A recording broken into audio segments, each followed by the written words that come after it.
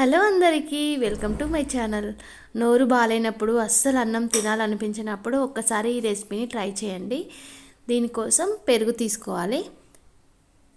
పెరుగు తీసుకొని అదిని చల్లలాగా చిలుకోవాలి నేను చూపించినట్టు. మరి పుల్లగా కాకుండా కొద్దిగా మామూలుగా ఉండాలి పెరుగు అనేది. అందులో కొద్దిగా వాటర్ యాడ్ చేసుకొని ఇలా చిలుక్కోవాలి. ఇందులో కొద్దిగా చిన్న చిన్నగా కట్ చేసిన ఉల్లిపాయ ముక్కల్ని ఇలా నలిపి వేసుకోవాలి. ఇందులోనే కొద్దిగా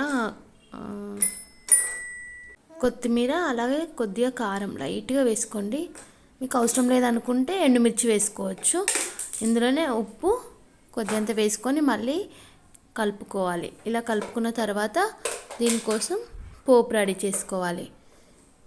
ఇందులో కొద్దిగా ఆయిల్ వేసుకొని జీలకర్ర, ఆవాలు, అలాగే ఎండుమిర్చి, మీకు కారం వద్దనుకుంటే ఎండుమిర్చి కొద్దిగా ఎక్కువ వేసుకోవాలి. ఇందులో కొద్దిగా కచ్చపచ్చగా దంచిన వెల్లుల్లి రెబ్బలు వేసుకోవాలి.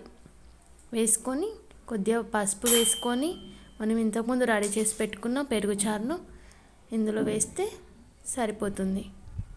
మనకి ఎంతో టేస్టీగా ఉండే పెరుగు చారు రెడీ అవుతుంది. దీనిని మేము చల్ల పులుసు అని కూడా అంటాం మా తెలంగాణలో.